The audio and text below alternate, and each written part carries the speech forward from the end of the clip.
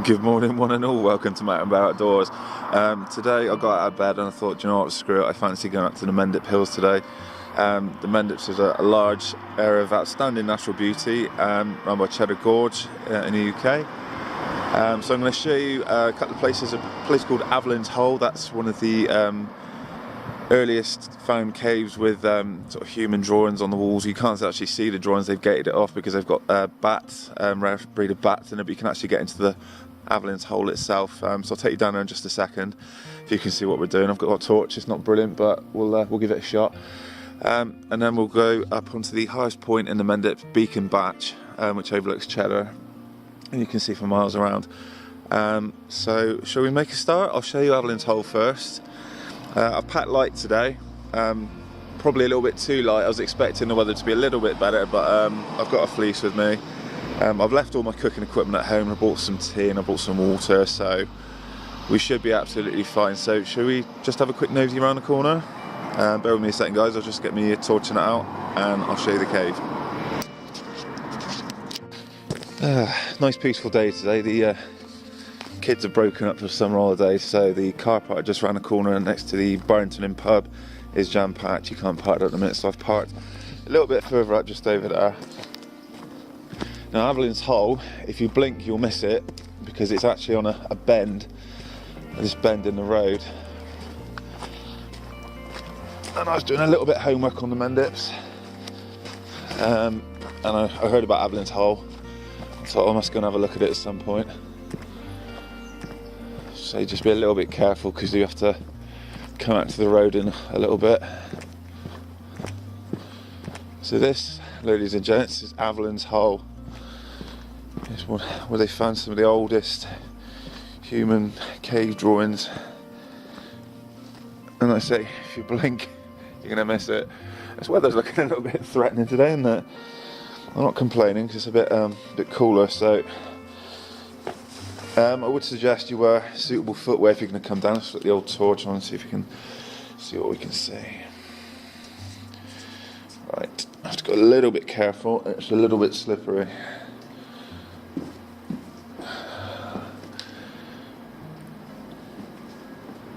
Hopefully you can sort of make out what I'm doing.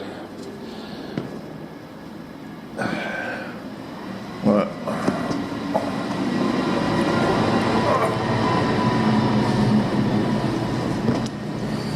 Alright, so there's a torch and stuff in the go. Watch out for the rocks. They have been eroded over time, so they're actually quite smooth. I've got a torch in my mouth,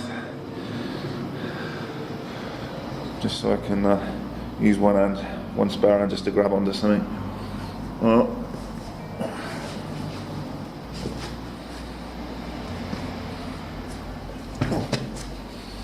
right. So just down there, it's gated off. Let's see if I can open the beam on my torch out a little bit. I apologise if you can't see an awful lot. The rest of the video will be better, I promise. We'll be in the daylight. So just go nice and careful coming down. You don't need a helmet coming down here. Literally, as you can see, the entrance just over there. Just go careful and watch where you're putting your feet. Right.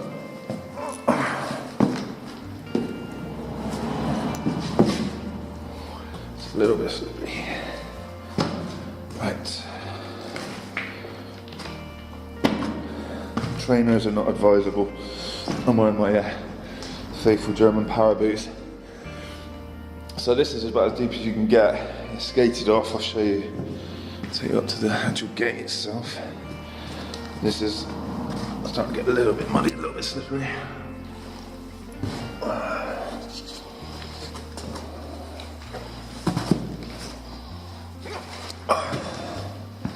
Tomb Raider, I am not. Okay. So you can get into the cave at once further on down. Unfortunately, that's where the bats are roosting. Also, that's where the cave drawings can be found. As you can see, it's gated off floor to ceiling. You're not going to get in there. Not without the keys. Right. So this is Avelines holding, guys.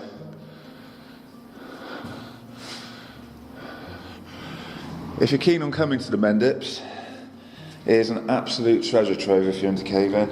We're going to walk up the path with it. I'm going to show you the route I take up to Beacon Batch. And on the way, we'll stop off and have a quick nosy in Goatchurch Cavern. I'll explain a little bit about that. We won't go all the way in because I've not got I've not got my caving gear on me. I've not got a helmet. I've not got a decent torch on me. It's cold down here. You can see your breath. Right. So what we'll do then is I'll just stomp up the top. You don't want to see me doing that because I'll probably slip and fall on my ass. So I will see you in just a second, guys. So you do get a lot of cavers coming up and down this track. Everyone's pretty friendly, to be honest. You're out in the countryside, everyone's alright. It's not like in the cities where you get sort of blanked, ignored, stared at. That's one thing I like about the countryside. On the whole, everybody's pretty friendly. So it's a little bit of a stump. It's not too bad if you're fit. So there is a stream that runs down through here. Especially when it rains, it picks up considerably.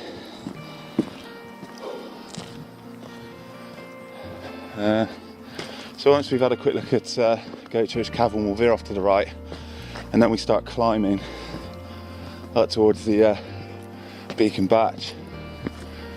You can get up and down in about 2 hours. It's not crazy difficult. Just keep putting one foot in front of the other, you'll be absolutely fine. So this fence section actually goes into Goatchurch Cavern, feeds into it, and if I was to keep on the left, bear off to the left, the entrance to Goatchurch Cavern is 2. There's the tradesman's, or the main entrance, which was had some wrought iron staircase put into it. It was going to be opened up as a show cave, and that never really came to fruition.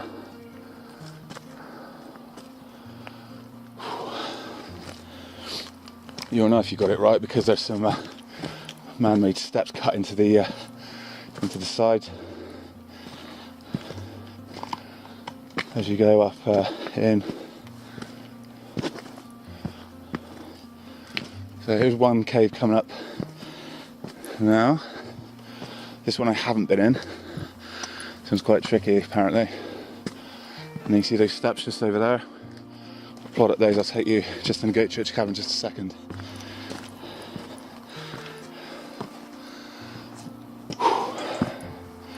There she is. Sidcot Swallet.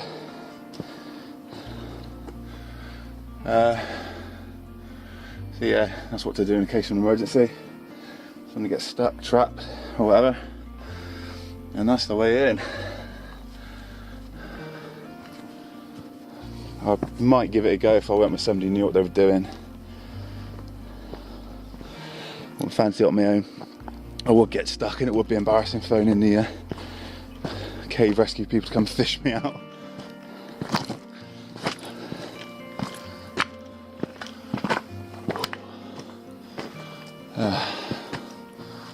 So, Goatchurch Cavern's just over here. Just have a quick plod up the steps. It is slippery. Be careful.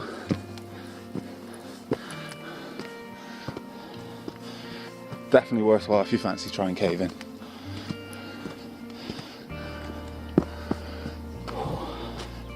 It's quite humid.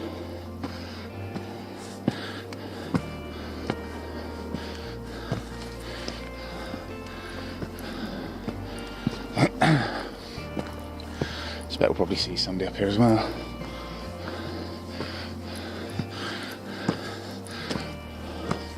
Someone's left their jumper. Right.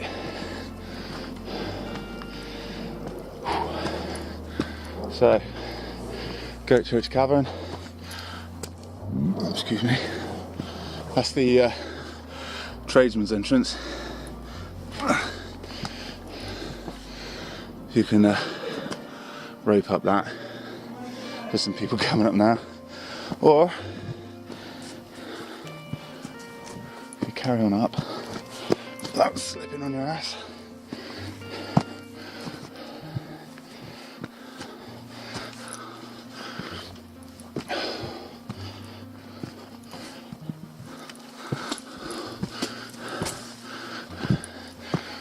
You'll come to the main entrance, the Goatchurch Cavern.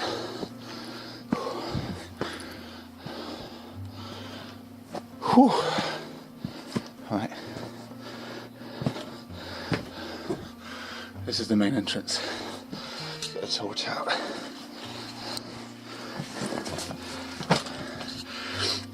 Couldn't find a half decent torch this morning, so I had to make do with this crappy one. If I can find it.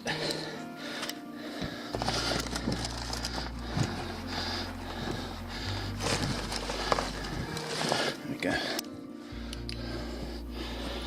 you can see the ironwork there where they were going to turn it into a show cave. So this is the way in. There are bats living in there. Yes, definitely worth a go if you fancy it. Right, so I'm going to start climbing. When I get on top of first section hill, we'll fire up the camera and I'll show you the view. I'll see you shortly. So views don't get much better than this, do they? You can see for miles around, you can see the planes coming in from the airport, Bristol Airport. Over towards that direction, over in that direction.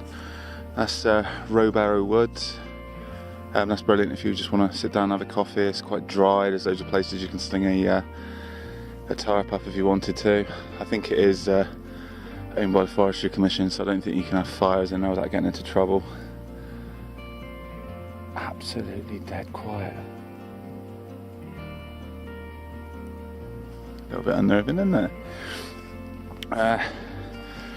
So there's not an awful lot to see in terms of going up. We'll just keep slogging on. Once we get to the top, we start seeing some path and that intersecting. I'll show you the GPS. I've literally just switched it on just so I make sure I come down exactly the way that I came up.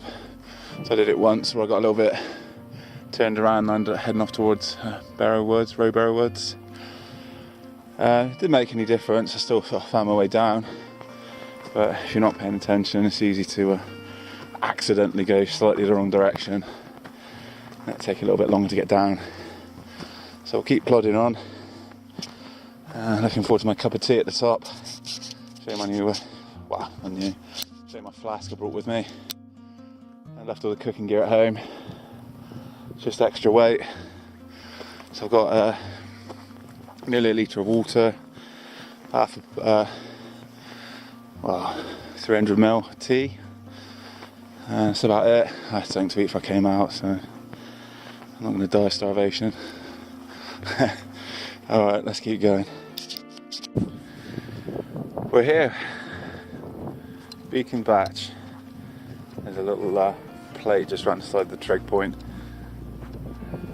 This is it. This is the highest point in the mendips. It's very nice. It's not rained yet. Let's have a quick look at that and I'll set you down. Hopefully out the wind a little bit. The wind's blowing a little bit, so it's probably going to upset the sound a little bit. So, Beacon Batch, the highest point in the mendips at 325 metres or 1,066 feet. An area of outstanding natural beauty. 1972 to 2012, celebrating 40 years as a protected landscape.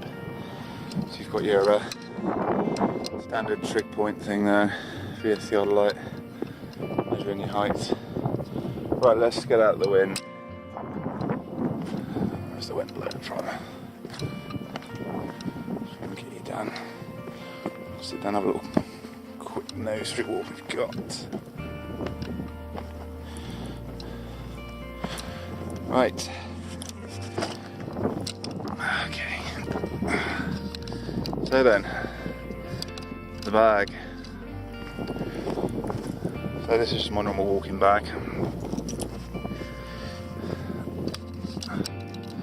Keep them shot. There you go. So it's just my normal everyday walking pack. I've got a litre of water. This is one of the Adventure Ridge, $1.99 from Aldi. It's got a little Slurpee straw and a carabiner on it. No complaints there. In the top of the bag, torch. We needed that for Avelines hole. That's just a cheap AP Pro Series one I picked up from B&Q. I've had it a while. It's been fine.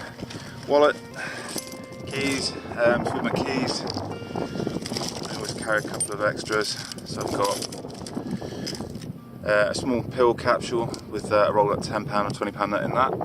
Small fire still with a keyring through it. The scraper for the fire still is a little bit beaten up, but this is a lead Lenser K3 torch.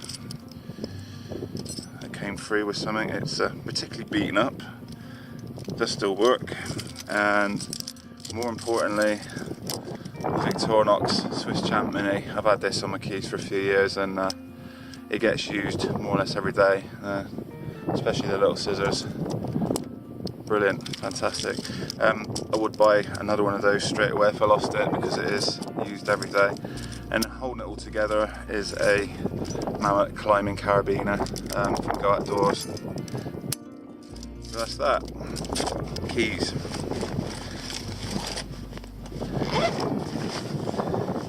Side of the bag. So just a cheap fleece from work. Camera bag. This is my cup of tea. This is a Mountain Warehouse double-walled thermal flask. It has picked up a few little bits of rust, but you can scrub that off with a, one of those green cloths used in the kitchen. It should come off quite well. So, cup of tea. Which is still quite hot. One thing a lot of people do with these is they forget. You have to fill it with boiling water, leave it for 10-15 minutes, then put your hot drink in it. On the actual lid as well, you can unscrew it, and there's some space for sugar, whatever else you want to squeeze in there. What else we got? So in the back, there's a small recessed pouch in the back of the bag. This lives in my bag, it never comes out unless I'm in dire straits. So I've got a small first aid kit with the usual plasters, whatnot in there. A thermal blanket, emergency blanket. A poncho from eBay. It's one of those one-use then bin it type things. A Carrymore plastic survival bag. They don't weigh a lot. If you get stuck in the middle of nowhere, it could save you bacon.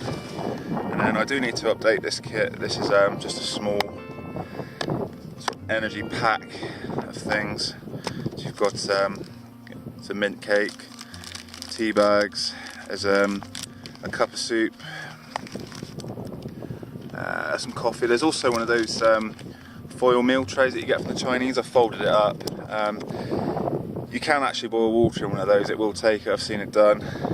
So I've just folded that flat in there, so I actually have a cooking pot as well. So if I could get a fire going, I could pour some more in, I could boil some water, you could have a cup of soups and so on. These are brilliant, the extra energy tablets. You can pick these up at the pharmacy counter. They're about £1 a packet. A nice little boost, extra energy tablets. When's the date on these? So these are actually going out of date, which probably just means they don't taste particularly nice. So I do need to get in there and sort that out. Get everything up to date again, because it probably ain't going to taste brilliant, but it's calorific content at the end of the day. So yeah, here we are, picking batch. Highest point in the mendips. So I'm going to take a little wander down after I've had my cup of tea and a little play with my phone, etc.